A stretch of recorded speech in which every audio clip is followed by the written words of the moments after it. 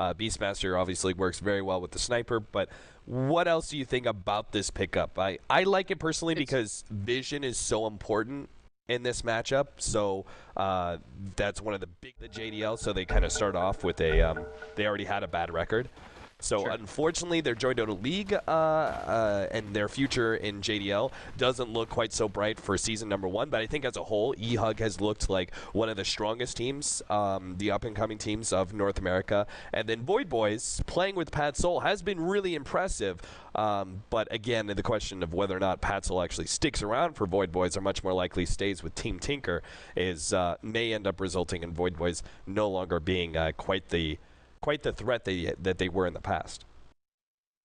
Yep, so we'll see how it plays out. But right now, it's actually interesting to note that there's no real first blood movement from either side. Nobody's 5-manning into enemy jungle. Nobody's smoking up or dropping any wards to block things off. We will see a ward coming in from Bulba, getting it a little bit earlier there, but at least compared to the other supports. But just overall, like, we're not really seeing anything surprising from the early. Maybe the Clash will come out on the bounty rune, but Sniper's not even in a really good position for that just yet. He's making his way there now. As far as early skills, I'm actually going to be interested to see if Qojqva kind of adopts that Sumail build, which is not actually putting any points in the stun until at least level 7, if not 8 or 9. And just relying on the Venge and Lion stuns to make those plays happen. Qojqva is going to lay down a very early remnant to reveal Gogi, who's, I don't know, trying to get the deny maybe on the shrapnel. They're going to go for it. Mitch is coming in from the side. Constantine is also going to be able to lay down a good shrapnel. They chase him out and will be able to secure the bounty rune for themselves and still chase down Jerix. They could potentially get this kill with the board slowing down Jerix and Gogi having the boots first. Jerix doesn't really have an escape. 2 seconds until the impale's back up. He gets it now, but the last hit is already there before he can get himself away. And first blood for the Beastmaster, who usually can sometimes have a little bit of a rough run in the first 1 or 2 levels, but with that first blood, already having boots first, and now he can get himself maybe an early stout shield if he really wants to, or perhaps go for maybe even a fast tranquil boots. Finally ready to get this game #2 underway.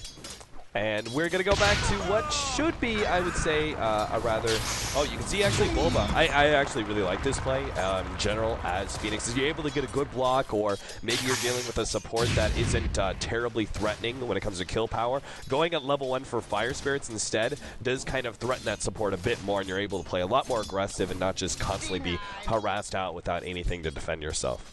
Yeah, unfortunately for him, the Disruptor went 6 tangos, 2 pooled and 8 purchased, and yeah, that means that he can keep this up for quite some time, and every time Phoenix tries to cast the spells, he's going to be hurting himself even more. So overall, Bulba, he'll get level 2, and he doesn't really have, obviously, jungle mechanics to fall back on, so at some point he's just going to stop dueling, and that's when Disruptor can back off. That's when it says, okay, well, Milan's under pressure, now I go for the stack and pull, cover the 2-minute rune, and have a pretty nice laning phase.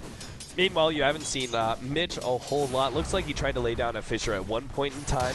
The middle lane is currently clearing up, so I think Qojqva knows that he's, well, potentially in some danger here. Qojqva's coming across. They're slowing him down, and Mitch is going to be in good position for another stun, but they back up. Too many creeps. That's a critical remnant. The sniper cannot pursue through the river like he wanted to with that remnant. Like, that would have detonated on him, and the sniper would have been dropped down extremely low. So dropping that remnant allows him to just fall back safely. Even if the Fisher comes down, he's not going to be considered fully. Gets the 2-minute rune, looks like, yeah, bounty comes to him, and he can actually turn it onto Mitch with this magic missile. Yeah, sure enough, one last hit. Oh god, the headshot! The last hit finally goes uphill, and he will be able to get him. Constantine now fighting up against Qojqva. He's got support coming in, but he's going to trade away his life for that one. Now the double boards are going to be able to chase down way too sexy, as he's got nothing he can really do. Maybe Jerix comes in, saves him. Perhaps he can get this kill as they're fighting Gogi back, and with Bulba all of a sudden making a dive through. Not sure where this guy came from, but it looks like he went from bottom all the way to middle, makes that dive to the top part of the river, and is able to help out, get the kill on the Gogi, and save their vengeful spirit. Yeah, that was actually an impressive rotation, just knowing how important these early skirmishes are and just rallying everybody they could. The big thing there was, despite the Fisher, that Qojqva got the bounty rune. If he didn't get that battle fill up, completely different situation, but they got some great plays off, they got some good damage. Fortunately for Constantine, he was actually part of the kill on the Storm Spirit. He didn't die before the Storm Spirit fell, although Qojqva got some nice lucky damage on him. Constantine was able to get his share of the experience, get a little bit of gold, and we'll be coring out another Wraith Band. Double Wraith Band build from him, just early stats, nice right-click damage. We saw how impactful that headshot can be when you have that extra attack speed. So overall, I kind of like this fighting build, but it means it's going to be bootless for a very long time. You can see the lack of range on Glimpse, kind of hurting Lizard there. Was trying to go for the Glimpse onto Phoenix. It's just so hard to be able to get that Glimpse right as you see that dive going off and to be able to get it off fast enough. And Phoenix was able to stay kind of one step ahead of that attempted kill.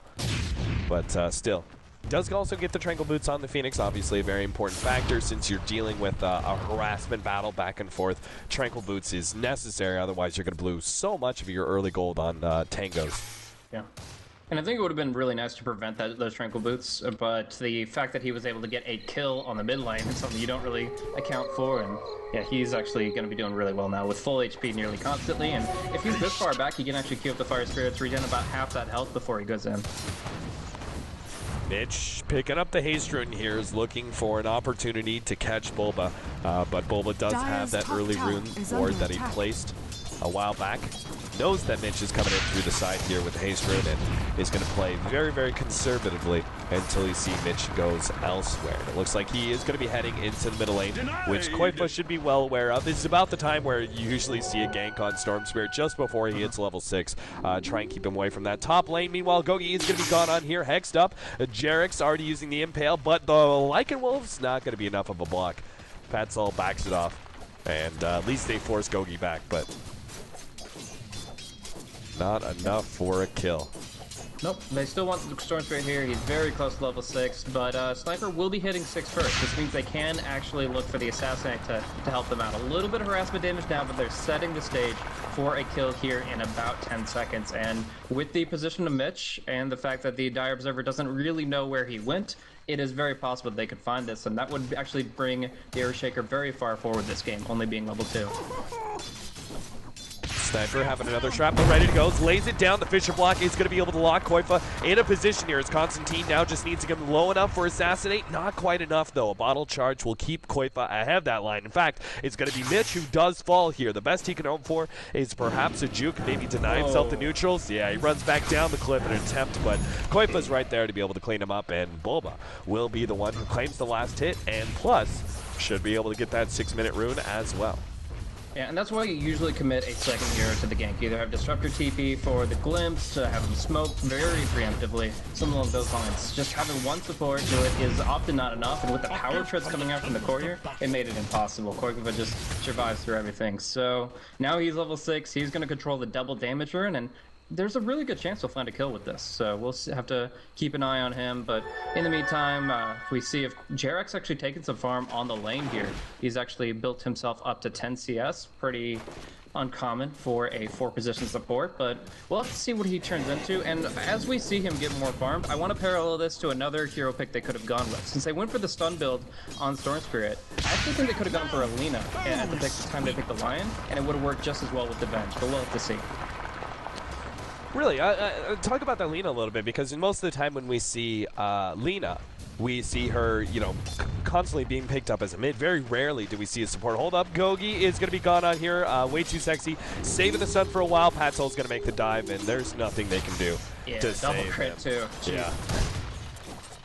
Patsol's damage just rips right through him, and now he goes back to doing the jungle, allowing Jarek's to finish up his level 6, so they can perhaps kill the Beastmaster again, this time not needing the Lycan ultimate. Well, as I was saying with the Lina, and as you're asking about, I think that one big aspect of it is that Team Tinker just generally don't have much confidence in the late game stage. Their supports are generally very early game oriented. I've run this Mental Spirit Lion, and it works really well. Oh, wow, nice click on Bulba. That's a clutch pick off. But turn around, Qojqva, and no double damage, but still, the kill. Yeah, Milan, not really much he can do without his Flame Guard up, as that was kind of taken out by the Phoenix earlier, so unable to return any sort of fire onto the Storm Spirit, and a 1-for-1 trade-off there. Still good for mYinsanity. At least they force a rotation out of the Storm Spirit, who's actually going to be heading back to bottom, perhaps. He really doesn't have that much mana, so maybe he's just hoping he runs into Mitch, the other support, or is just sticking around for the 8-minute rune. Seems like hoping for a regen? Nope, just a bounty rune.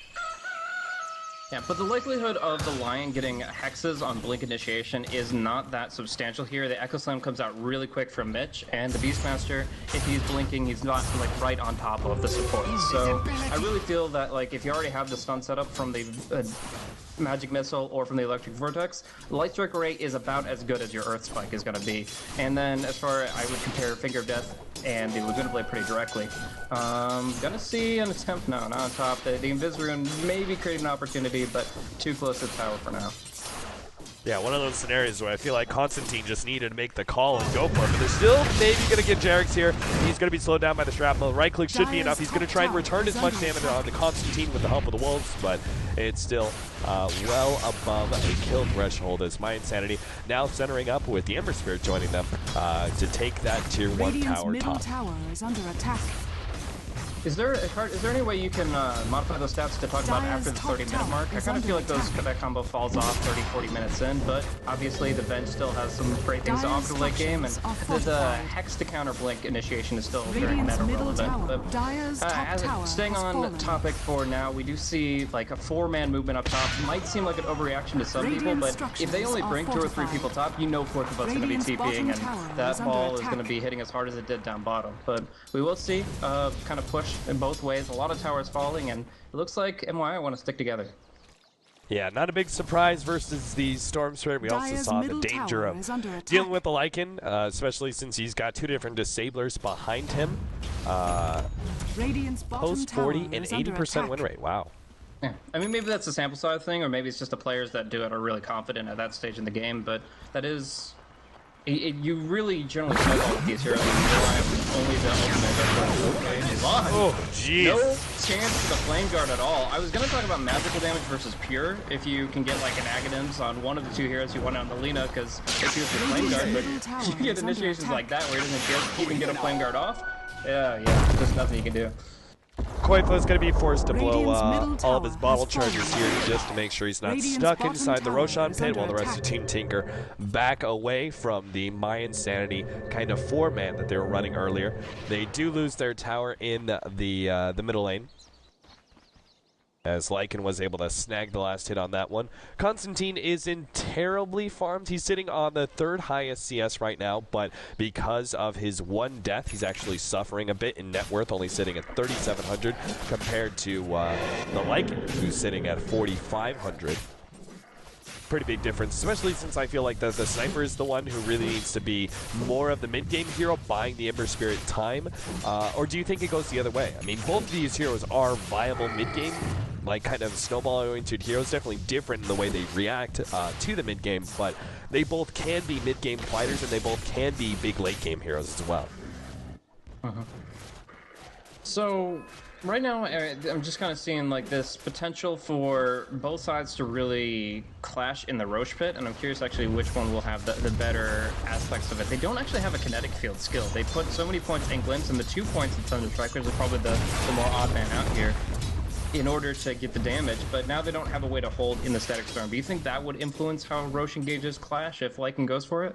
Yeah, I mean, that is going to be one of your most potent abilities. Even if you don't pair it up with the Static Storm, just being able to lock somebody inside of the Roshan pit, whether you catch them inside the kinetic field or not, just having that barrier can be a really big factor in just kind of locking them in and waiting for allies, or in this case, like the Sniper sitting in the back and just piping off those shots. It seems like I would almost say Lizard should bypass Glimpse level 7. Level 4 Glimpse at level 7 just to be able to have that, because I feel like Kinetic Field is absolutely necessary here with your combo in the Disruptor. Yeah, you're going to be regretting if you're up against a hasted double damage Storm, which might be making its debut towards the side lanes. Actually, just goes in, clears up some creeps and mid. Generally speaking, you know, you've got Violets are red, and you've got Roses that are blue. Nah, switch those up, but jumping down bottom, like that's a kill combo right there. That's like the runes you want to just obliterate people, and No, we're just seeing him farm some creeps and make his gradual way down to try to bring down. Wait two, they get Lizard here with a little bit of damage, and with the second Fire Spirits, well, Qojqva coming in with the DD quite easily. Now they're going to try and chase Milan, who's going to have to make a lot of jumps away, but unfortunately for him, Qojqva is hot on the mark there with plenty of mana to be able to jump and grab him. So they get a double kill there for Qojqva thanks to the DD, and this could be a much faster Orchid than was previously anticipated. I kind of felt like Qojqva wasn't like truly getting that far ahead, but after that double kill plus the tier 1 tower, if he can secure the last kill on that one too, oh yeah, he'll be very far ahead. Meanwhile, Lycan does die in the top lane. Looks like he was trying to go for a tier 1 tower push. Perhaps a bit greedy there from Team Tinker, who are already kind of winning the overall big picture through that double kill and that bottom lane push, but it seems our Lycan kind of wanted to go for more and pushed in the top lane as well. Gogi surprises him with the Blink Dagger. Once again, Gogi's Blink Dagger unveiling is actually really impactful for the game. He's been kind of trying to use the Soul Ring to farm Ancients, but he's still found really good farm elsewhere across the map with his 2 kills and 1 assist. One of them just being occurring from the Lycan. But either way, the Blink Dagger timing is actually pretty quick for him, and that's what allowed them to get the Roar initiation on the Lycan that he did not expect. So, works out pretty well. Sniper happy to farm very securely up on the top lane, and I mean, we are going to be seeing this Blink come out from the Lion, so we'll have to see what JerAx can do with it. Remember, they invested time for the 4 position support to farm the lane, and this is what he output, so it's going to have to do some work.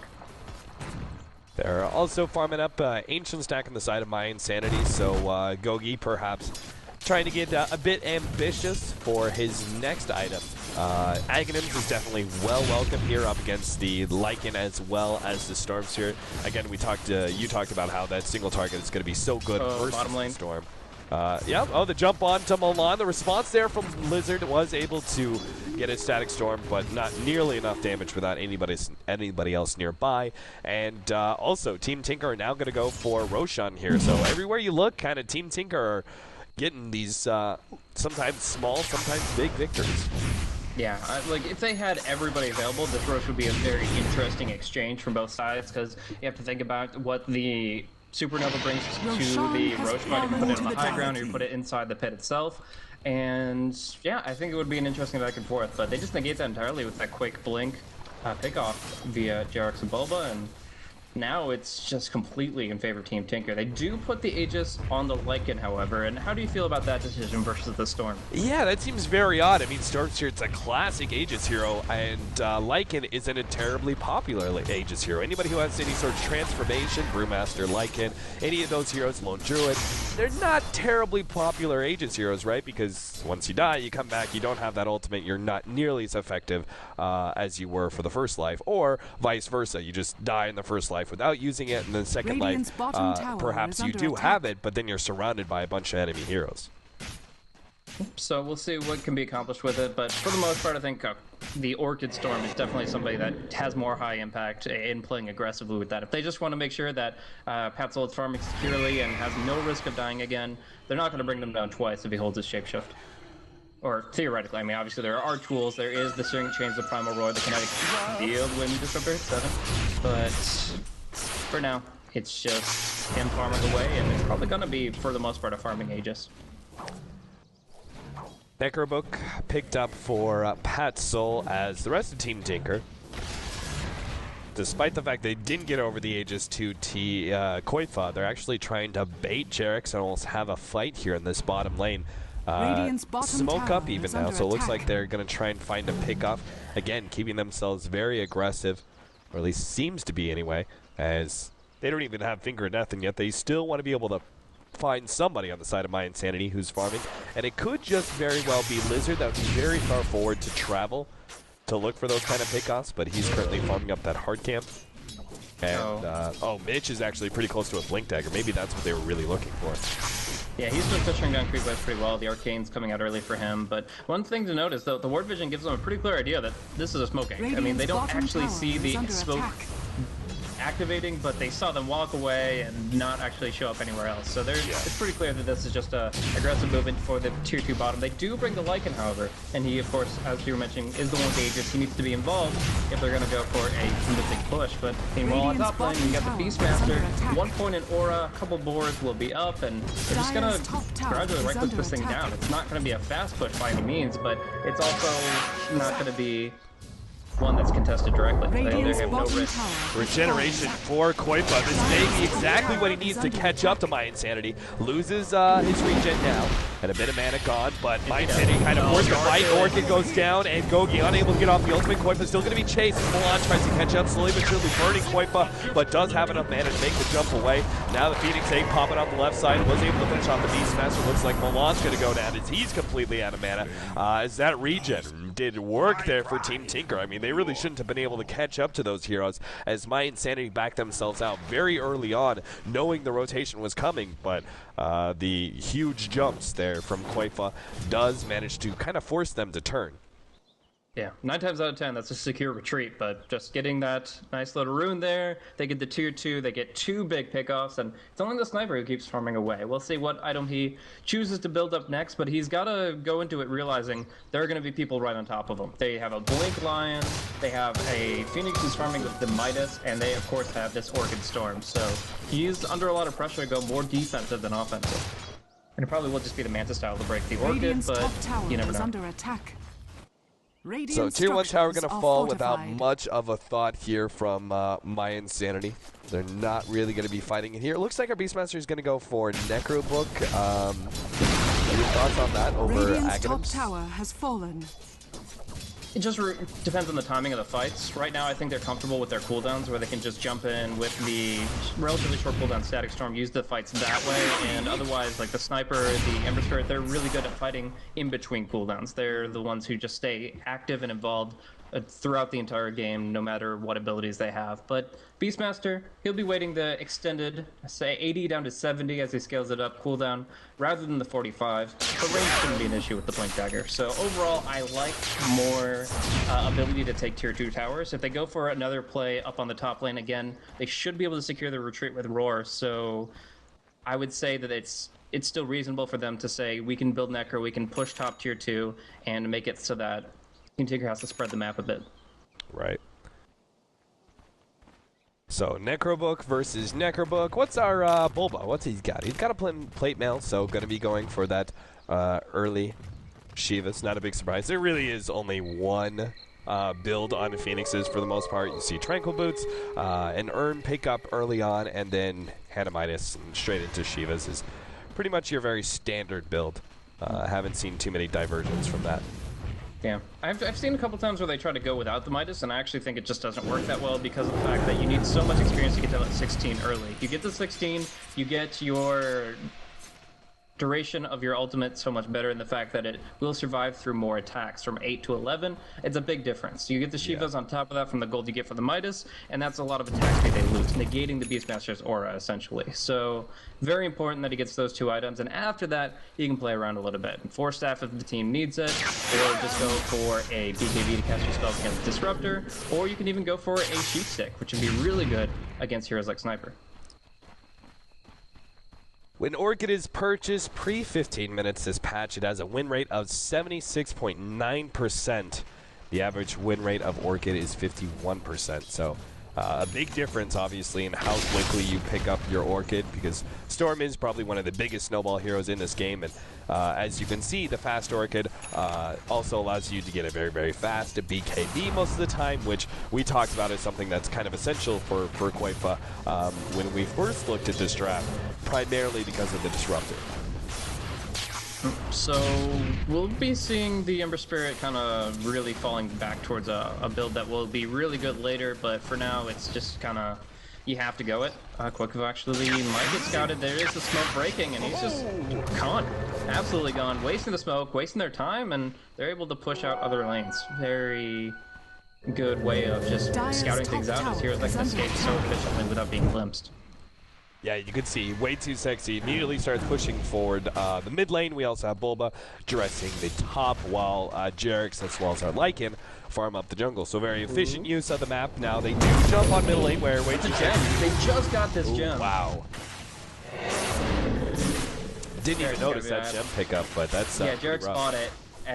forgoing whatever our Staff of Wizardry item he is looking towards. He's like, okay, we want to get map control, get the gem, and there are 3 Radiant Observers they could have tried to take out. I guess one will expire, but nevertheless, that would have been a very impactful gem if they could have put it on a hero that doesn't get picked off in 2 seconds. Yeah, and it's funny because the gem works both ways here. I mean, they both would have been able to, like, you can deal with the Hawk or the Beastmaster, but now you can also deal with the Wolves of Team Tinker. So, like, the typical ward battle is pretty important, and having that early gem can make a big difference in the vision on the map. But then both enemies, both sides do have their own extra bit of vision that they get from their invisible units, with the gem would have been very nice against as well. So very unfortunate that Team Tinker do lose that one. Normally support pickup, you're like, it's just to be expected, but the loss of the gem definitely makes the big difference. I actually don't even think you bother roaring Eventual Spirit if she doesn't have an item like that on her, because, I mean, it is a nice freebie, but you could get that kill on somebody more relevant. The Storm Spirit is who you generally are going to be saving the roar for, and as you mentioned, it's not going to be an Aghanim's cooldown, so it is something that they have to invest in the kill. But in this case, they see that gem, with the Hawk, they're like, okay, all too easy, and they jump right down in. Jerix takes an Assassinate to the back of the dome there. Not much help, as mYinsanity couldn't get close enough for a glimpse or anything else of the kind. A bit unfortunate here that, like, they just have to address the early Orchid from the Storm so much with their items. Manta on Sniper, BKB for the Ember Spirit. Like, these sort of items are not items you necessarily want to go as your first bit, but they've kind of been forced into that scenario, which means mYinsanity are definitely not the ones controlling the tempo of this game. They're constantly reacting. Beastmaster does get caught in the bottom lane. Looks like they may also get Milan here, as Milan... Whoa. Oh, he fingers a creep. Oh my god, and oh, what a big Echo Slam. They can actually turn this one around, potentially. Oh my god, Bulba just barely gets off the ultimate. Mitch runs away, but they need to right-click down the egg. It's going to be close. He does not get it. Bulba just barely gets both of them there, and will be able to survive. If only Mitch hadn't run himself away, they at least would have killed Bulba inside of the egg, but unfortunately for him, they don't do it. They lose 2 heroes in the bottom lane. They only get the Storm Spirit, which is a significant pickup to be sure, but not worth that big of a trade.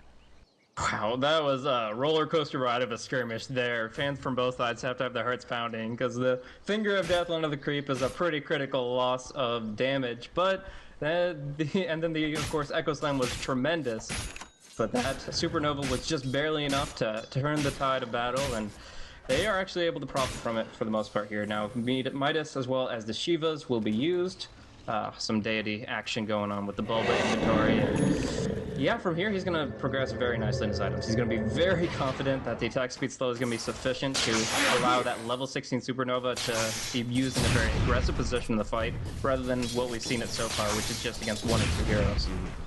Scotty's going to be picked up here by our Sniper, as his next time already has one of the ultimate orbs, obviously. Unless they get some really great fights, he probably won't be picking it up in the next 5 minutes. One quick question for you.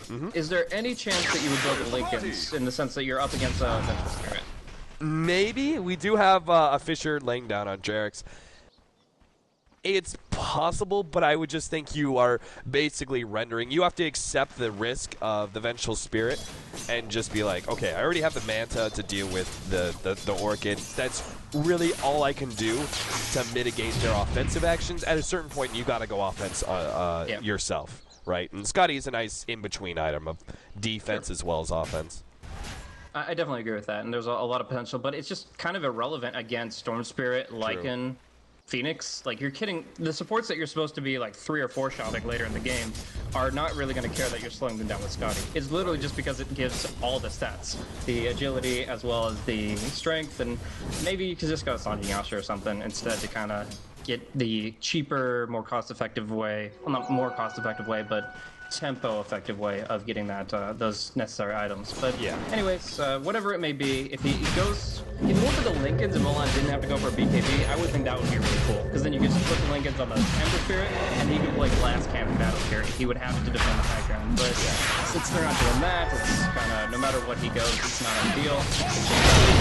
Mitch, oh, Echo Slam being laid down. They already got the Aegis there. And with the silence on Mitch, he's unable to finish up with a Fisher. Now Milan's also going to fall there. And unfortunately, it seems like, oh, with the Phoenix Egg going off, they almost finish off Constantine. Qojqva, will he have enough mana? He's got a bottle charge. And, well, the Roar goes out. They're actually going to turn on the Qojqva here. But if they kill him here, Constantine, he's going to rapidly fall. It's the Storm Spirit. They do get Dimensional Spirit. Storm just runs over Constantine real quickly.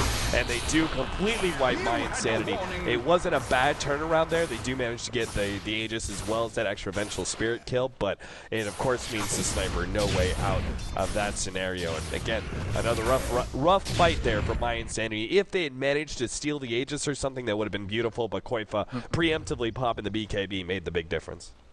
Yeah, Radiant side just not having a great deal of snapping Aegises this match. This stuff too. We've seen a number of opportunities, but just not working out for them, and I still love the guts of Mitch to just jump in there and try to make the big plays happen. Either way, Qojqva is the one to get the jump through sight, do a little dewarding with the static remnant clear vision, and they have pretty good map control at this point. There is one ward that will be frustrating them for almost 5 minutes if it's not taken care of, but the only person that's really farming agents right now is a Lycan who has a BKB. He should be able to get out, because unless there's the most absurd treasure block you've seen, the only thing that's stopping him is the Primal Roar. Over here now.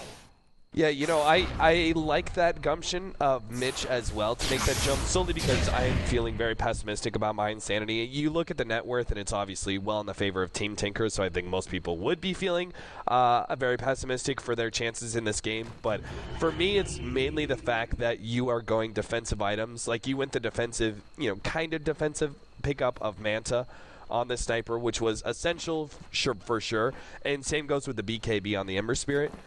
Because, you know, you have the Storm Spirits just taking over the game. I just feel like them both going defensive items, though, means that their damage is just not going to be there. Very similar to the way, like, the Dusa. Like, you can potentially push this late game and can kind of, you know, to defend long enough to be able to get the big late game items and make the comeback there. But I just foresee even 45, 50 minutes into this game, their damage is still not going to be enough because of the item choices now, which they've been forced into. Yeah, but the question is, how do you farm those offensive items if you don't have a BKB or a Manta? Right. Like, you can't actually go past where the tier 2s used to lie in the case of the bottom lane. But yeah, I mean, we're still going to see like space creation from Gogi. He's going to obviously find a few kills here and there with his Aurora, and you were talking about the choice of the Necro round before. It's now Necro 3, which allows him to take care of any wards that would pick off their carries farming in the jungle, as well as the fact that it would push out the side lanes, and that split push can create space just by itself. So it's going to force Team Tinker to start making a move all together very soon, and they just exhausted that Aegis on the Storm this time, so we saw the impact it could make, but I still see mYi, if they can just turtle this out another 10 minutes, they'll get there. They have the Scotty now coming out, that's complete for the Sniper, and although the slowing effect isn't that relevant, the survivability and a little bit of damage is a nice mix, and he will be able to go for a crit or some other high damage item from this point forward. So what other item pickups do we have? The Bloodstone Orchid BKB for Qojqva. We've got the Necrobook 3 on the Lycan, as well as the Beastmaster Shivas for the Phoenix Bird. Anything else that we're really missing here? And BKB for Understood, obviously, but that's been up for a while. He just desperately needs to be able to farm up that Battle Fury. Well, do you go Battle Fury, or do you maybe take a risk on him, or maybe a little bit more offensive item, a little bit more mid-game, like straight Crystallis, and maybe a quick Daedalus or something like that? Something that gives you a little bit more quick impact rather than the more farm-oriented Battle Fury. It's a tough call, actually. We're seeing the Shapeshift come out. They really want to get involved. They tier 1 with the bait, and they're going in. Oh, this is beautiful. This little corridor is going to be perfect for all. Bully actually goes through the static storm, so he couldn't get off a good Nova. We still have Qojqva fighting Constantine's face. He's going to be fighting him up, and Constantine no way out of this one. Milan, meanwhile, trying to bounce himself around. Uses ultimate to jump up to the clip there, but Qojqva still has more than enough mana to be able to chase him down a little bit further with the Hex and Jerix, and ensures a triple kill, an ultra kill actually, for Qojqva, as they only lost the Vengeful Spirit in that fight. mYinsanity now basically on the verge of losing this second game. Yeah, this is a huge play coming out from Team Tinker. They knew that they wanted the tier 1 tower. They needed to get a little bit more gold for everyone, and they just used it as a huge bait. Jark's going in. Look for the triple impale. Because of one little swap, it became a double, but still a great initiation of Team Tinker. And just absolutely cleans it up. He just went from a 6 stack of Bloodstone to 12. Suddenly the item is just insane, and they're going to be able to walk away with a crazy amount of mana regen on him, and even more threatening presence. I mean, the Ember did just pick his BKB, but 10 seconds now down the drain as the Supernova actually clipped him on tail end. It was a pretty poor Supernova, as you called it. He was in Static Storm, couldn't do much with it, and then ended up using it outside of the fight, but it still got the stun on the Ember, and that's what brings him down. Yeah, you know, Storm Spirit's, especially if he's able to get himself like a Mystic Staff right now, his regen's out of control. He can get a very early Scythe of Ice at this rate too. And the only thing mYinsanity can do about this is just like try to strike back really hard and get some amazing play with an Echo Slam like that. That's definitely something. As Bulba no longer has the dive nor the ultimate. He survives for a while, but it seems like he's going to go down and assassinate. Not even needed there as the Beastmaster is able to right-click him down, so at least they do get something there. It isn't the most high-priority kills, though. Neither Lycan nor the Storm Spirit caught in that scenario, so mYinsanity definitely going to need a lot more if they want to buy themselves room, because this game is on the verge of ending, I would say, in the next 5 to 10 minutes. Team Tinker, they can sit back and farm some more, but I think they've reached a certain peak here that they are just so strong they could just roll right into the mYinsanity base. It's very true, but all the same, as Qojqva pointed out earlier, this is a 14,000 net worth advantage for Team Tinker, which means any kills at all will be actually a pretty big swing the other way with the rubber band gold. So you think about the fact that that was actually 1,400 in favor of MYI, 1,000 negative for Team Tinker. Any kills in a game at this disadvantageous for MYI, any kills, even trades, is really good for them. The fact that they got 2 for nothing is absolutely insane. Almost saw an Ember pick off, which would have been really bad, but one. He's playing very safe with his remnants right now, and it doesn't seem like he's going to give Qojqva the opening. So, although I definitely agree there is some crazy potential for them to just close out the game soon, the fact that they're able to find opportunities like that with the Echo Slam gives you hope for bigger plays when it comes to the high ground. Big Echoes means the high ground defense, 3, 4, 5 heroes killed, and that really can bring it back for them. Right. But, I mean, we'll see. Lycan's got the AC coming soon. That's going to be the probably the impetus for them to break the base on the back of the Roshan Aegis. Is Bulba going a second Orchid, or is he going Refresher on Phoenix? He's going Refresher on Phoenix, dude. This is something. You know, you see those red threads, and you're like, oh man, if he gets the Aghanim Refresher, then he has 4 times the cooldowns. You laugh at that a little bit, but yeah. He wants to go for the double Supernova and double Shiva's Guard, and well, isn't it quadruple? Because he comes in Shiva's 1, and then Nova's, then Shiva's again, then Refresher, then Shiva's again, and then Nova for a 4th fucking Shiva's at the end. It suddenly makes Bulba the highest priority kill target, which in of itself is a great thing to do for Phoenix. It looks like it will be way too getting roared again. Oh my god, Jarek flicked into that enchant totem. They still don't where's to send back the glimpse. They're going to be able to catch him. Both the supports who end up dying now. Bulba, who pops his Supernova, is going to be able to force the rest of mYinsanity back, so they're good for the time being. Patzel just here to farm, not here to fight. Yeah, and that's another 2,300 gold. I mean, just a big change over there. Really, really good overall for MYI to find those openings, and yeah, we're not gonna see that Supernova really make its mark just yet. But you're absolutely right in the refresher aspect. I mean, that's Shiva's Guard. Any active item in general is going to be insane, but refreshing the Shiva and then eventually the Hex is going to make it so Bulba is public enemy #1. He actually has to be roared, otherwise there's no way to manage him. They can try to go for the Static Storm play, but generally speaking, Bulba will look to avoid the Static Storm kinetic field, at least until he gets his Icarus dive off, and then he's already on the move. He can play around with that a lot more. So, yeah, it's actually a really, really difficult game suddenly for MYI. I'm looking at these pickoffs being like, oh, they get gold, they have carries, this is going to be great. But if you put a linkage here from Qojqva jumping down bottom onto Milan, Oh, the counter though! Qojqva's going to be held in place by that big Echo Slam. Now Qojqva is still alive, able to get himself ahead of that Assassinate with all the mana he's got. He gets out. My goodness, that was a good counter there, and does manage to save Milan, but it just would have been so much better if they'd actually killed the Storm Spirit.